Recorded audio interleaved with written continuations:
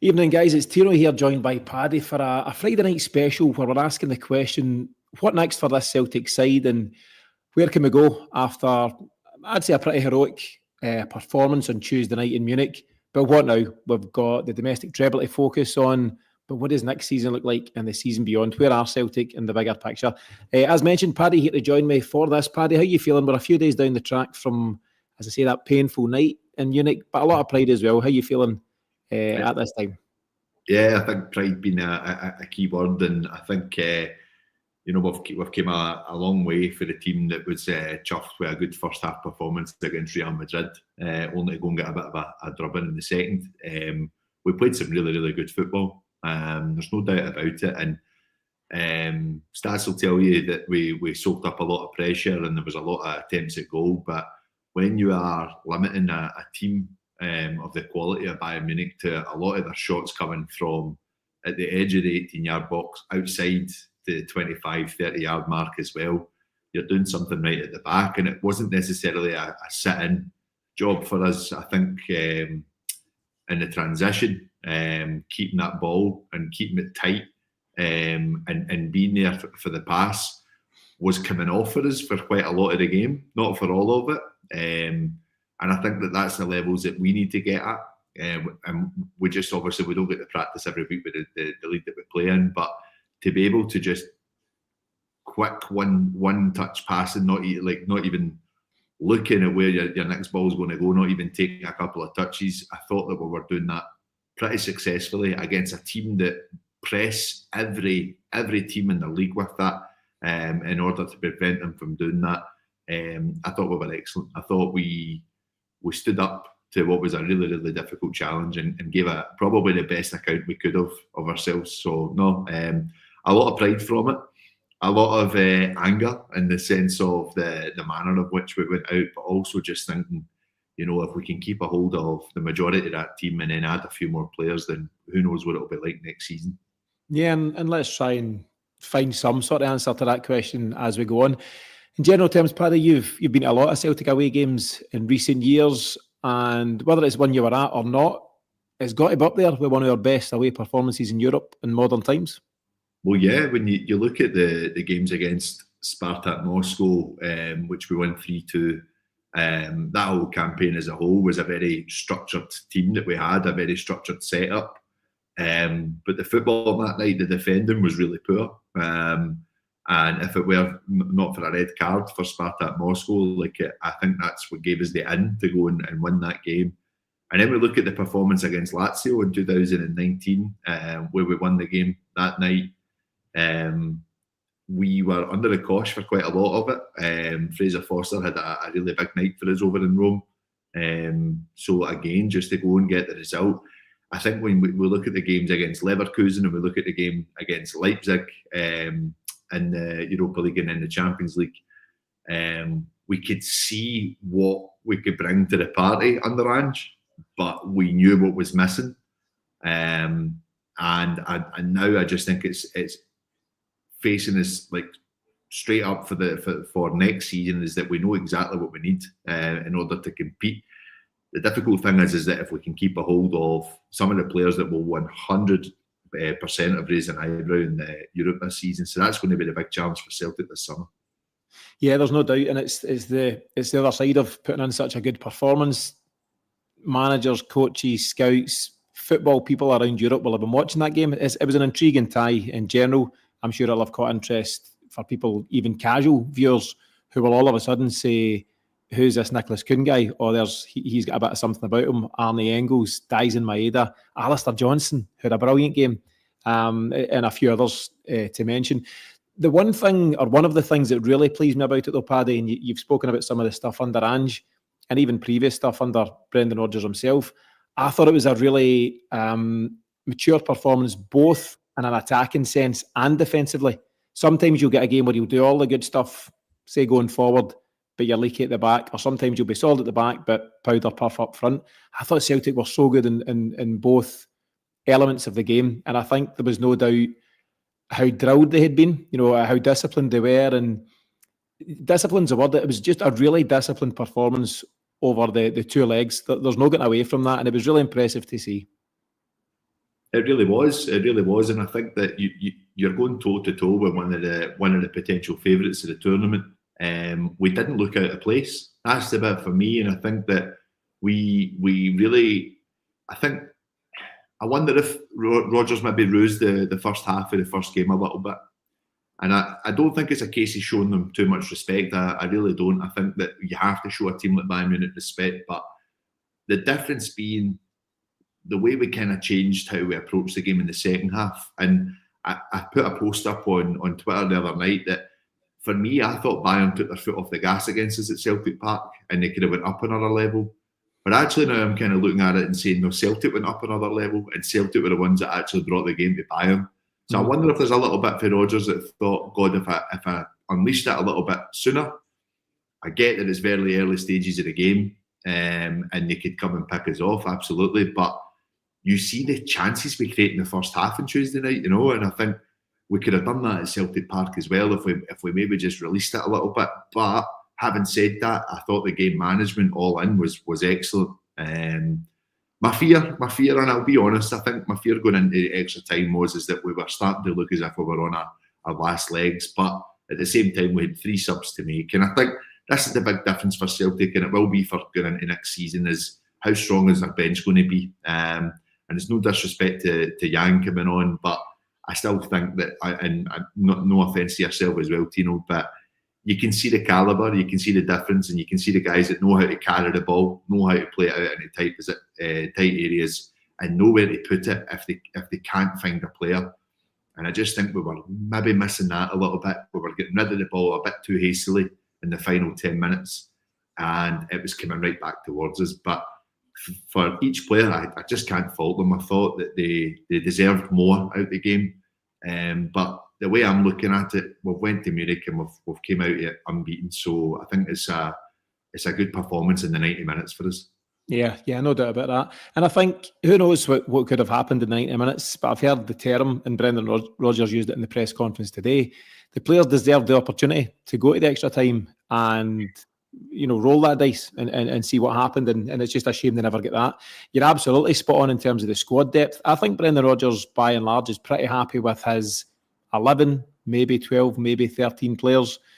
But you look at the fact that, so we could bring on Adam Ida, who played a part in Yang, who I think struggled, whereas they're bringing on Leroy Sané, Alphonso Davies, Thomas Muller, Kingsley Coman, like world names, that anyone that knows football Europe-wise, they are household names, and therein lies the difference. And maybe, as I say, and as a maybe, they might have kicked on an extra time and we might have faltered, or the opposite could have happened. We could have brought on fresh legs, but we'll never know. But the strength and depth is a huge thing, and that's something the manager's really keen to address.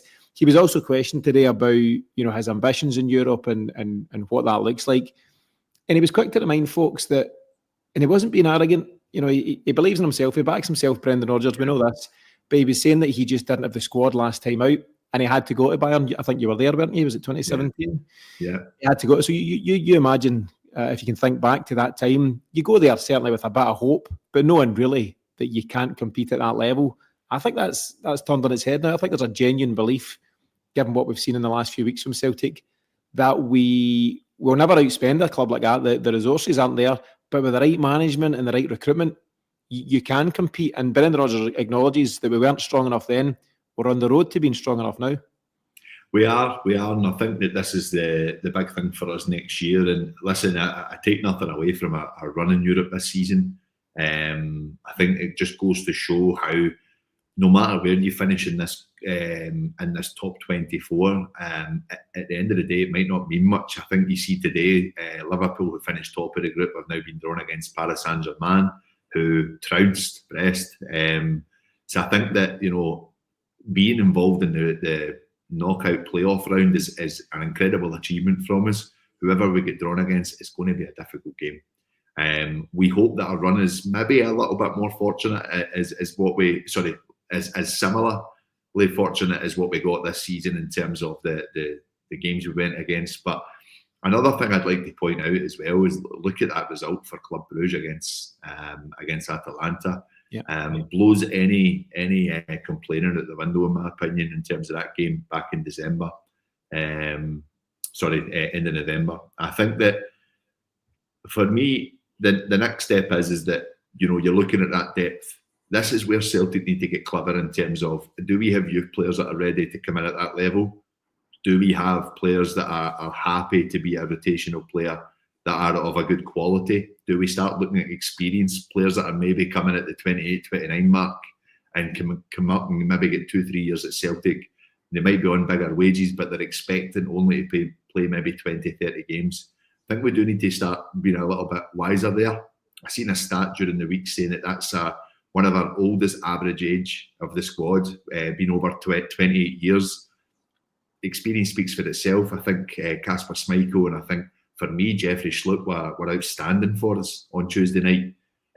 So it goes to show that there is an element of, you want the youth there, you want players to get exposure to this level, but there's also an element of, if you've got players that have been there and done that, it's worth maybe bringing them in for a couple of seasons at Celtic as well. I think it's a great point. I think there's so much to be said for that, because it's great to be, bringing through youngsters, whether they're homegrown talents or young players like Arne Engels at 21 that you've signed. But if all you're getting is plaudits and pats in the back and not actually progressing, then what's the point? I think at some point there is a balance to be struck. And Jeffrey Schlupp's a great example. A 32-year-old who has spent most of his life in the English Premier League with Leicester and Crystal Palace of late. And there must be talent of that nature who are more than capable to fit into a system. Brendan Rodgers, it's funny, the question was asked, had we only signed Jeffrey Schlupp at the start of the window and therefore got the chance to play him in the first leg, who knows, what might have been. But Brendan Rodgers says that he actually tried to get Jeffrey Schlupp in summer. It wasn't possible. And then there was a possibility of Kieran Tierney coming, and Brendan Rodgers name checks KT, talks about it openly and says so they had to wait to see what happened. And as soon as that wasn't going to work out, they got on the blow to Jeffrey, and here he comes.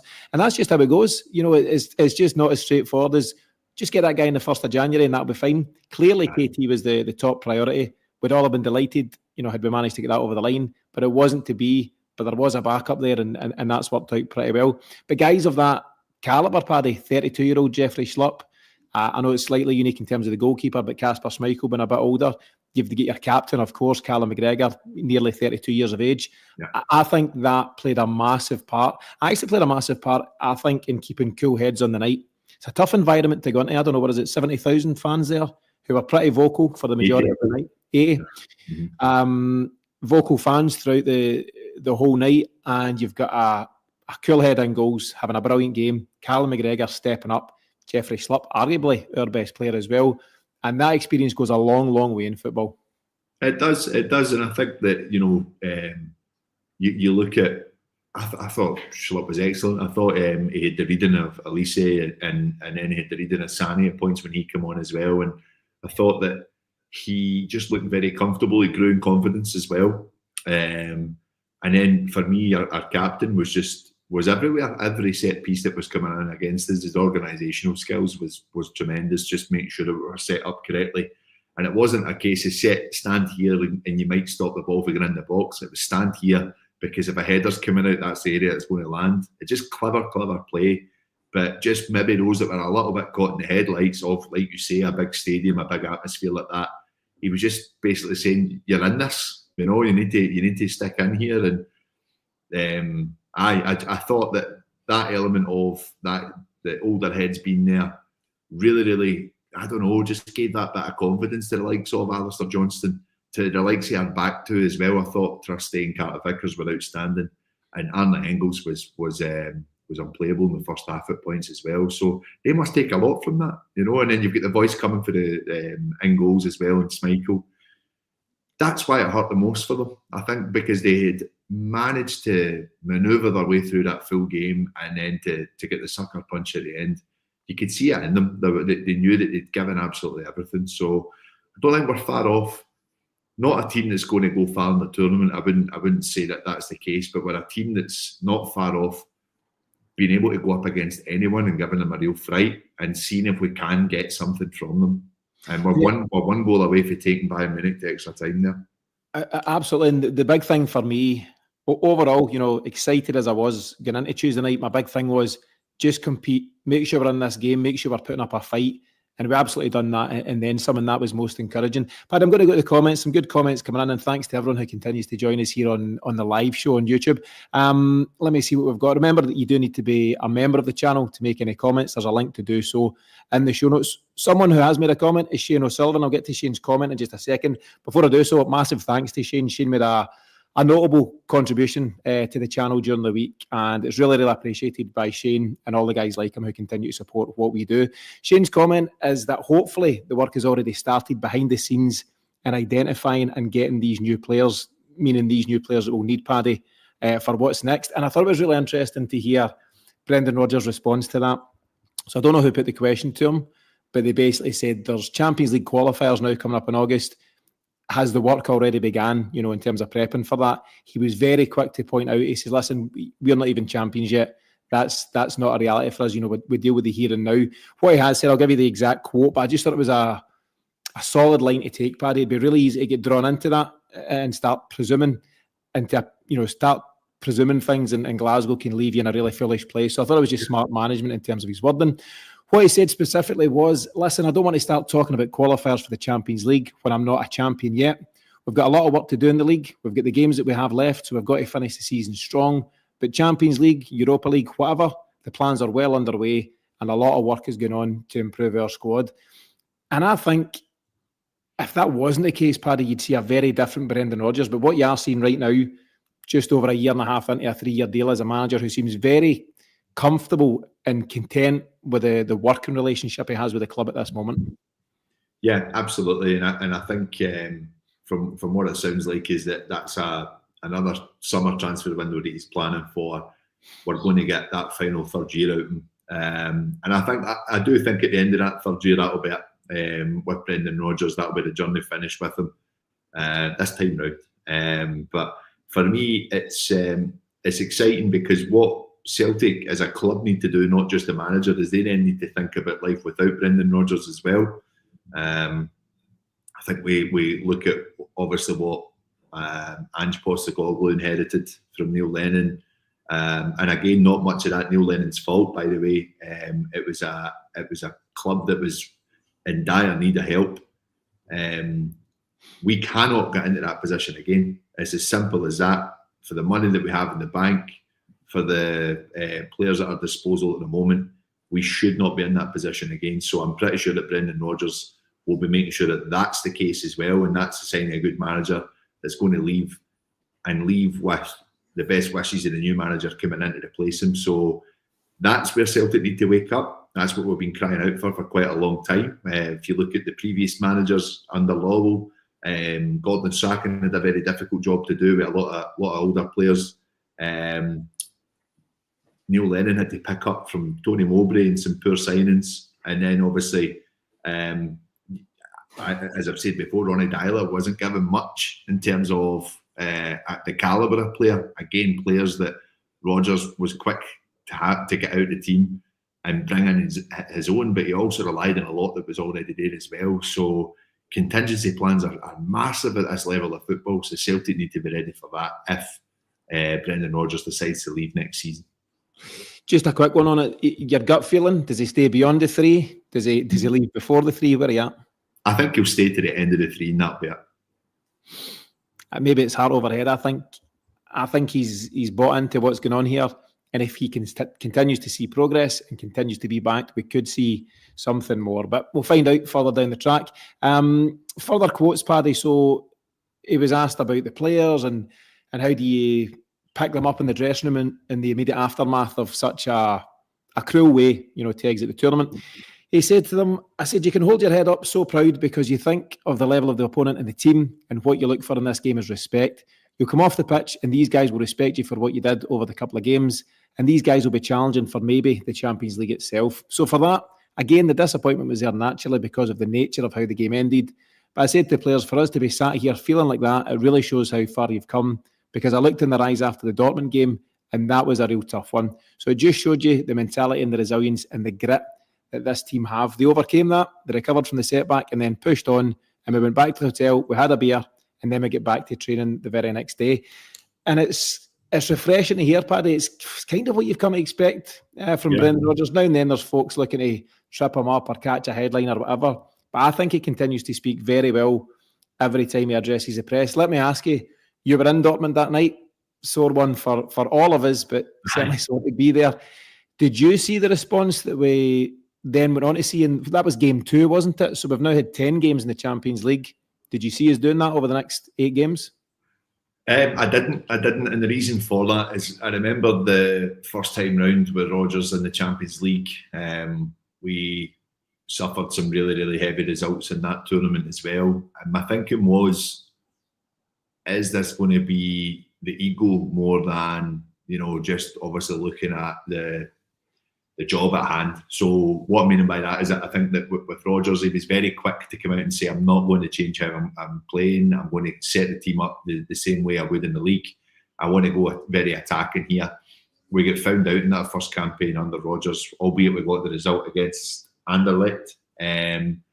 But the bit for me was when we get beat 7-1 off Dortmund, I thought this is a bit of same old. He's going to say, I'm trusting in my system. I trust how I'm setting my team up. For me, we all seen that it was a freak first half against Dortmund, and it's taken nothing away from their performance. But it was almost as if we had so many players in the park saying, well, I've been told to stay in this position. I'm not moving anywhere else other than that. And actually, it just left our back three, like McGregor, Trusty, and Liam Scales, so exposed that game. It was a horror show to watch. And I think he's basically just tweaked his system to suit it. I still think we play the same kind of football. I still think we play out from the back. I still think we're a real threat going forward. But it's those transitions. It's that you can be high up, but our 3 midfielders, they get run about. And that's what I noticed from Arne Engels and Rio Hatate on Tuesday night. They were box to box, and they had to be, because if they weren't, we would have got picked off again. You could just see by the end of it, they were blowing at their backside. And I totally understand why. But I think the more you get someone like Arne Engels, who we've said can kick on, the more he gets exposed to that demand and that pressure, I think he's only going to get stronger at that. Yeah, the Arne Engels thing overall was just really exciting. I just think he's a guy. Do you know what's funny? The narrative's almost become that he had a bad start and then he's gradually improved. He had a pretty solid start, but he's just got better from there. I think he's a brilliant player, I really do. And I think everyone can see that now. I don't think there's many folks that would disagree with that. Just in terms of Hatate and Kuhn, while it's in my head, at times some of their on-the-ball stuff wasn't brilliant on Tuesday night. Yeah. But because of the amount of work they've done off the ball, that was a huge reason. Rio Hatate's in that difficult position where he was the guy that was tasked with being the most advanced midfield player who just had to close off all the channels and shut down and chase lost causes. And if you watch it back, Rio Hatate just puts in a shift all night long. He really kind of breaks his neck to get around that park. And Nicholas Kuhn, whose greatest joy in football is getting the ball and running at players, he was covering back and he was closing off channels. And I don't think you can discount the work that goes on, the discipline that we spoke about actually earlier on in the piece.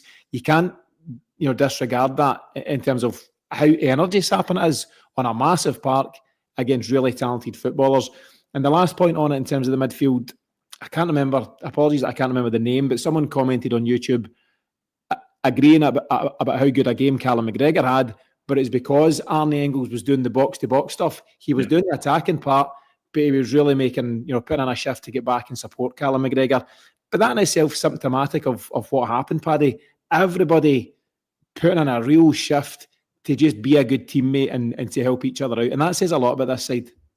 Oh, big time. You can see that they all play for each other.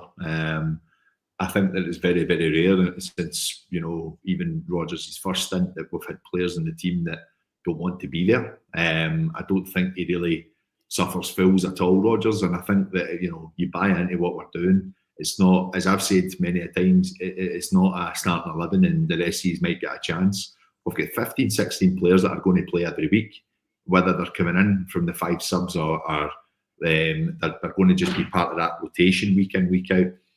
They're all involved and they're all involved heavily.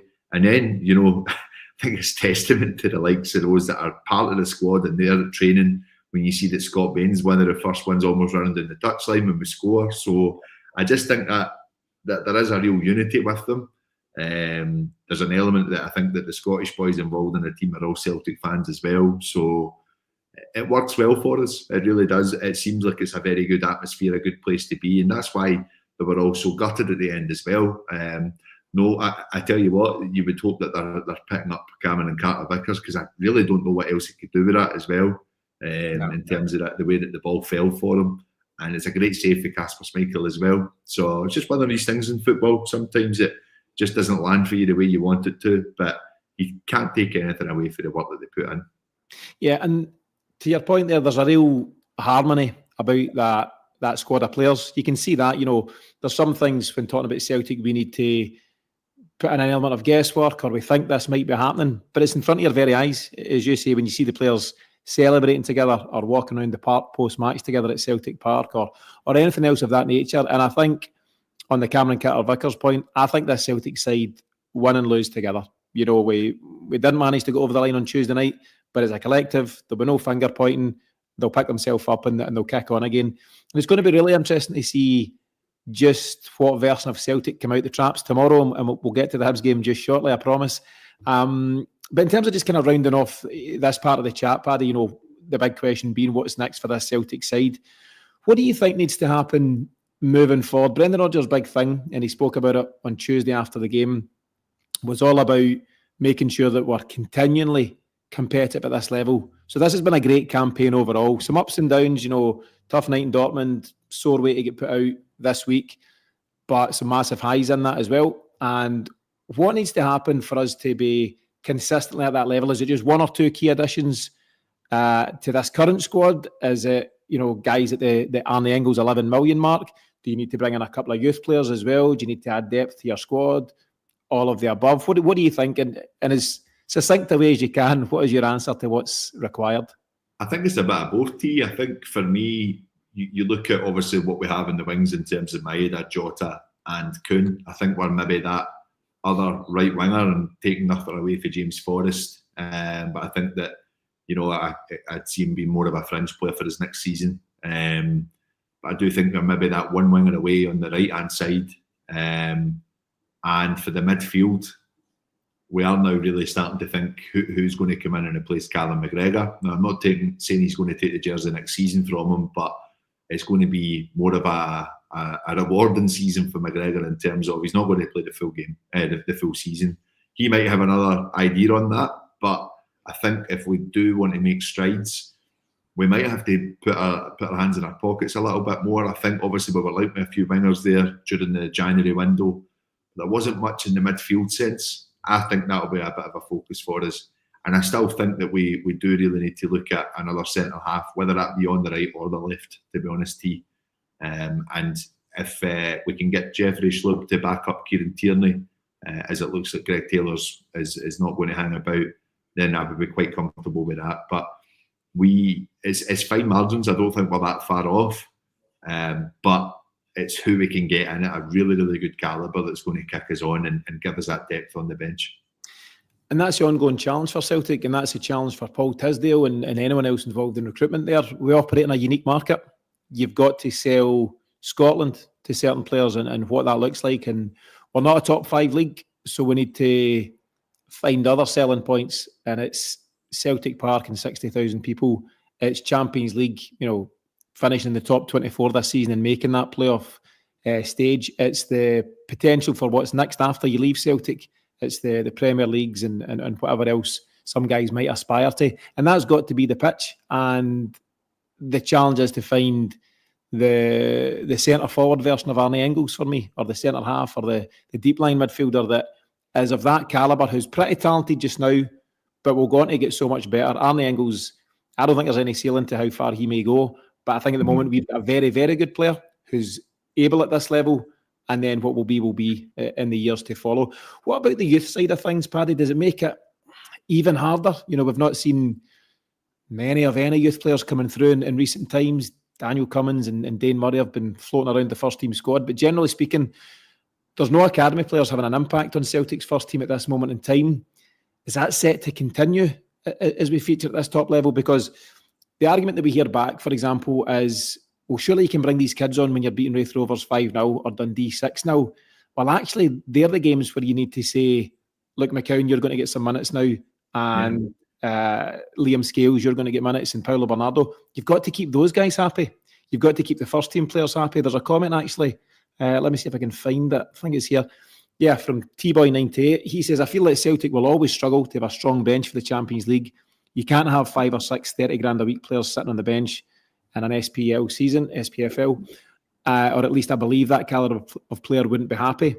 I think there is a way to manage that. I think there's a way for Brendan Rodgers. There's enough games in our domestic season that you can rotate your midfield, rotate your front line, rotate your whole team and give enough minutes, because at the end of the day, yeah, if you're a 30 grand player, you're not content with sitting on the bench, but there's a target ahead of you in terms of, we'll make sure you're the guy that's not on the bench then for the Champions League. Make sure you're the guy that's picked for the Rangers game. Make sure you're picked for the cup finals. And I think there is a way to manage that accordingly. It's not easy, and that's the challenge of any manager. Keeping your 11 happy is easy. Keeping your 18 happy is not. But that's the job that Brendan Rodgers does. And even though the guys that are sitting on his bench just now aren't 30 grand players, they've also got to be kept happy. Whether you're 30 grand or 15 grand, you've still got to keep your squads happy. And I think he knows how to do that. So I absolutely take on T-Boy's point, but I think it's doable. I think there is a way to do this. But to the bigger point, it's maybe to the detriment of youth players. I don't see it's a bit of a blocker for academy players, if I'm being honest. It's a tough one. It really is. And I think when we look at what we've tried in terms of the Colts going down into the lower leagues, the Lowland Scottish League, in terms of some of our players going out and playing in League One, the Championship, and it's no disrespect to the level, but it's not going to kick them on to play at the very top of the Scottish League and play in the Champions League. I was talking to a coach not that long ago, a good friend of mine, Matty, who was saying that a lot of teams in this professional day and age will know if a player's going to be Champions League level by the age of 17. And that's the stats, and that's all the material that they have at their disposal. But that comes with these players getting game time as well. Do they get a run in the Celtic team? Well, you would like to think so, but I also think that a manager's very, very critical in terms of, if I think you've got it, you'll play. So if he's not playing these guys for the start, then he doesn't think they've got it yet, And it sounds harsh, sounds a little bit brash, but I think what we also need to look at is that only 3.5, 4 years ago, Ange Postecoglou came in and said that the youth setup really needs looked at. He wants to bring it in line with the first team, and the fact that our youth team wasn't playing the same tactics as the first team was another big red flag as well. So it's still in the very early stages of getting rebooted in my eyes. I also think we need to cut out the Old Friends Act as well and actually bring in people with a bit of calibre in terms of the coaching level. And I take nothing away for the likes of Stephen McManus, Johnny Hayes, Darren O'Day, but my thinking is that they've been there for quite a bit now, and I'm not seeing any fruits of their labour yet. Yeah, I think it's fine to have the ex-players in there if you're getting the results, and ultimately that's what they're benchmarked on. Everyone at Celtic Park in the football department, at least, will have different targets. Recruitment, I've got to put so many players in front of the manager's eyes and sign the right calibre or identify the right calibre of player. And likewise, the youth academy coaches and the ones that are most high profile are Steve McManus, Johnny Hayes, Darren O'Day stepped into a slightly different role, and a couple of other guys up there. Their task is to present, I would say, first team ready players to the manager. And I think, again, you can only go on the evidence you've got. The fact that these guys aren't playing tells you that the manager doesn't feel that they're due minutes. We know from Brendan Rodgers that he doesn't give away minutes for free. It's not just a case of, he's been in the academy for a while, he's 19, let's give him a game. Nobody gets that. I think you absolutely have to earn, and you should have to earn every minute you play for Celtic. And at the moment, it just doesn't seem that these guys are making it through. So it's an interesting one. It's an ongoing topic of debate. I don't think you and I have got the answers, but that's where Paul Tisdale and those that are working in the football department do need to find solutions. Or to the point, if Paul Allen says it here, and I've heard others saying that it's pointless having an academy. Now, the reality is UEFA stipulate you do need to have an academy to play Champions League football and top level football. So there's something there. We can't just scrap it, nor should we. I would hate to see it, Paddy. I would really hate to see it. Instead of scrapping it, let's just try and get it right. Let's bring through the next Callum McGregor, the next James Forrest, the next KT, and other guys of that nature. But again, it's a bigger topic for another day. Let's get back to domestic matters. Obviously, we've got a game tomorrow, 12:30 kickoff through Easter Road. And I mentioned that it would be, and it will be, very interesting to see just how Celtic approach it. You know, what changes the manager will make first and foremost, because as we know, he only used 13 players on Tuesday night, and it was a tiring night. It was as tough a shift as they'll face all season, actually. So the question is, will he make changes, and how will his team respond? What do you think? I think there will be a few changes tomorrow. Nothing major. I think, it's obviously, I think we've got the game coming up against Aberdeen on Tuesday as well. So you'll need to kind of keep that into close consideration. The team will be tired, no doubt about it, the 11 that started. So I do think we will see maybe 3 or 4 changes for tomorrow, which is fine. We've got a squad good enough to do that in the domestic side of things. But Hibs are on a very good run of form at the moment.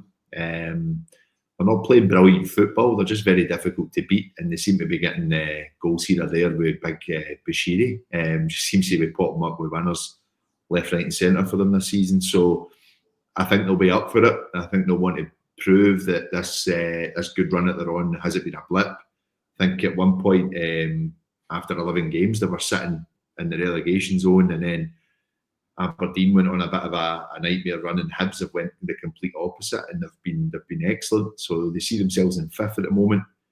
I think it'll be a difficult game for us because they're feeling confident.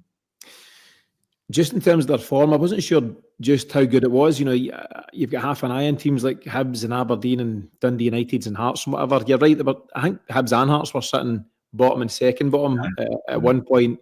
A few games into the season, you know, not just after game 1, 2 and 3. What you've got now is a Hibs side unbeaten in the last 12 games. The last team to beat them was? Celtic 3-0 back in the 7th of October. Since then, they've got a run of various wins, and I think it's 4 draws. So 8 wins and 4 draws, and real credit to them. Brendan Rodgers was asked specifically about them and the challenge he expects. And he was really quick to praise and to highlight the good work that David Gray's done. You're right, you know, you could play great football and it would look lovely and it would really meet with your principles, but you lose your job. And there's a level of practicality for sides that don't have the resources that Celtic do, for example. And I think David Gray's maybe realised that, you know, in the early part of the season, they just couldn't get going, but they're grinding out wins and grinding out results. And Brendan Rodgers mentioned that any new manager needs time. And that's the bottom line. You know, you can't bring in these guys and expect them to implement their methods in 2 months or 3 months. So when you're having the bumpy spells, if you truly believe in the manager and you really back him, then give him the time. I honestly, I think I'm quoted on an episode here, but probably before a Hibs game, is saying David Gray's dead man walking. You know, it's just a matter of time before he gets sacked. Such were the results at the time. And that was a wrong call from me. You know, Hibs have obviously seen enough in him to sit tight, and they're getting the rewards. I'll double check, but I think they're now up to 4th or 5th in the table. And fifth. So credit to Hibs for sticking with it. But overall credit to the manager, David Gray, for doing his thing and getting those results. 100%. And I think that, you know, there is that knee-jerk reaction that Hibs have been, you know, panic button central for the last few seasons in terms of managers. So something's got to give, right? They've got to either see, you know, do we try and give the manager a little bit more time and see what that brings out from the players. I think that they're all starting to really play for him. He actually took, mentioning Bashiri, he took him out of the team for a few weeks. Just, I think he had a few horror shows, and then he's come back in and he's been a massive player for them in this run that they're on. Really, it's some really difficult games to go to. I think they get the win at Tynecastle, they get the win against Ayr in the last minute in the Scottish Cup as well. So, as I say, it's not pretty, but they're grinding these results out, and I think that the players are really starting to buy into what Gray's all about. Gray was a decent player, obviously well renowned for his goal against Rangers in the Scottish Cup final, I think, and that's the credit in the bank that he has. And you don't want to lose that with your fans, but even I think when people were calling for his head, they were saying he'll always be a club legend, and we actually should maybe try and see it out and maybe give him another couple of months. they've done that, and it's paying off. You can see that he knows everything about the club. He's galvanised the club. So I think tomorrow he'll have it set up a lot differently than what it was when we played them in the opening games of the season. It was a very comfortable day for Celtic that day.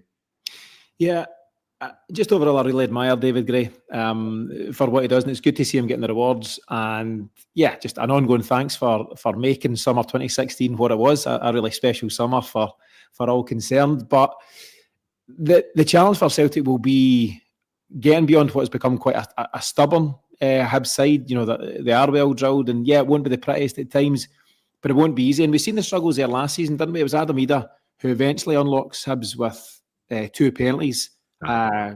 Quite a notable night for him. I think it was just one of maybe his second game, February of last year.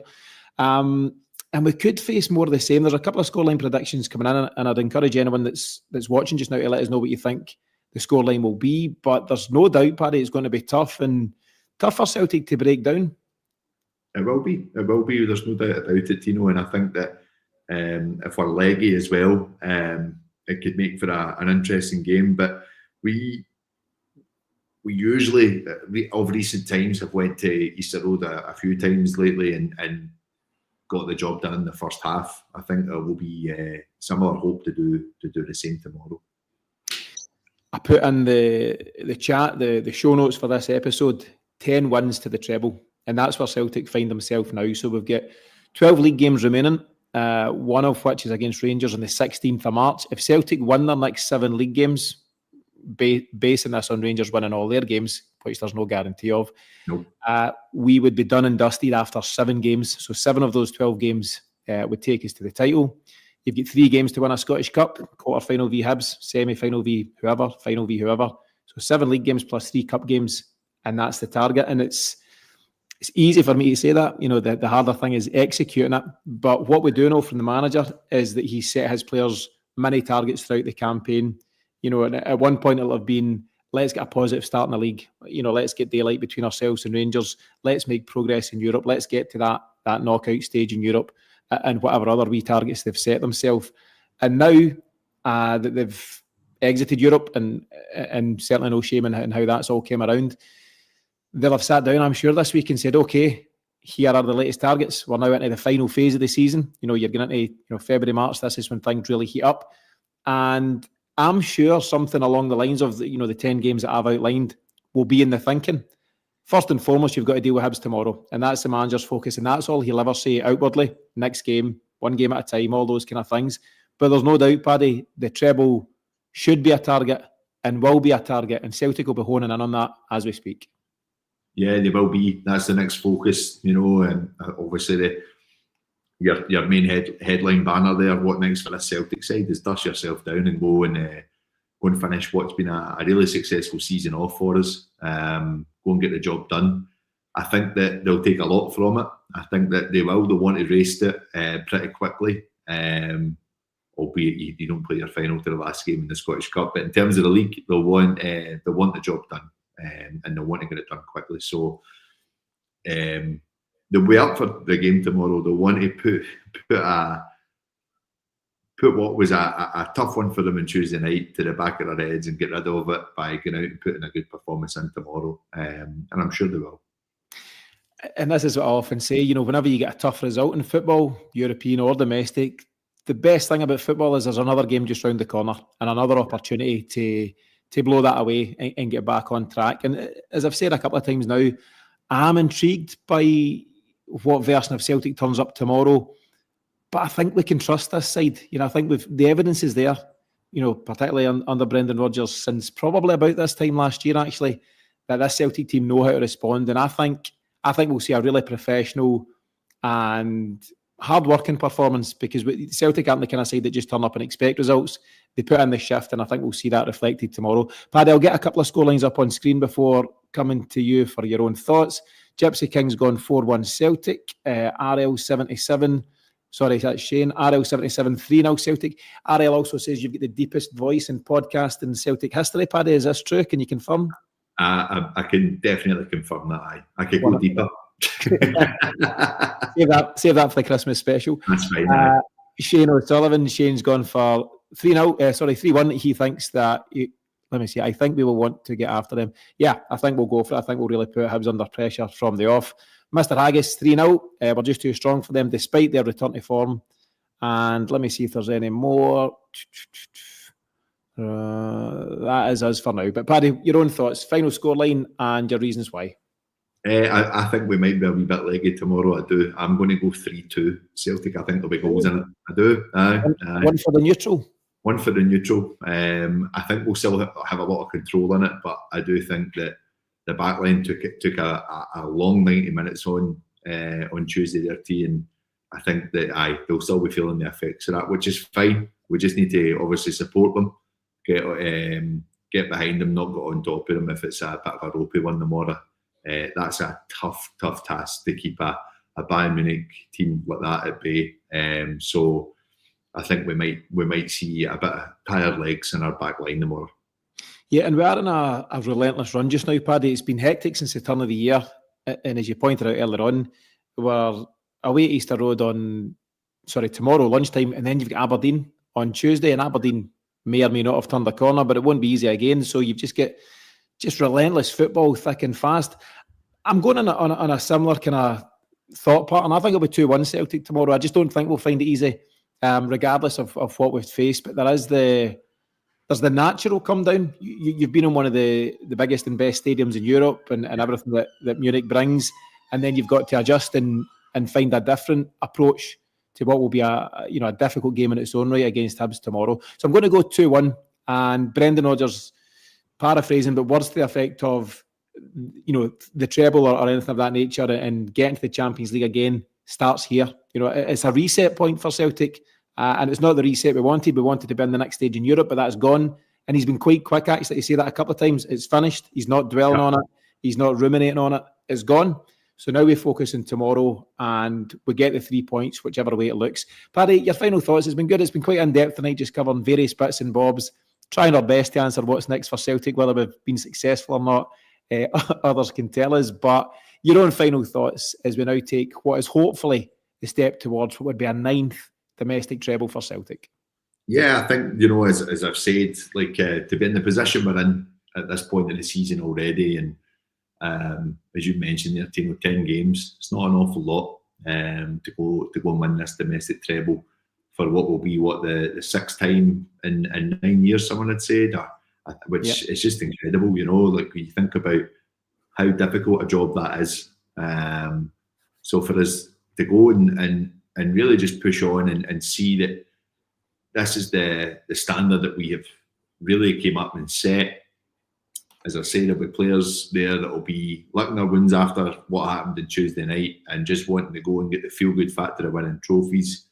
My hope, and I really mean this, my hope is that we've got a manager there that can sell that dream to them for next season as well. And we manage to keep the core of the squad. I've seen one of the guys mention teams come to that bit where they start to peak, and I do think that we're maybe one more season of that kind of team with a couple of more additions. It could be a very, very exciting season. So let's make sure we go and get the job done this year, and then just look forward to next season as well. Yeah, there's so much to be excited about, Paddy, and I do believe that all teams get to a natural shelf life and it breaks up and it moves on. I believe this Celtic could peak next year or the year after if we keep the core together, and that's really exciting in itself. Before I forget, Paddy, Celtic cult hero Georgios Samaras, he turns 40 today, so best wishes to Sammy. I'm sure he's tuning in, Paddy, so best wishes, Sammy. Hope you've had a brilliant day. The Pantene Pro B. That aside, thanks to everyone who continues to support us. We've got RL77 calling you, the Celtic Barry White, and everyone else. We've got the Tone, Sean Boost, Sean O'Sullivan, and thanks again to Sean, Paul Allen, San Fran Celtic, Gypsy King, everyone that continues to support us here on the Celtic Exchange.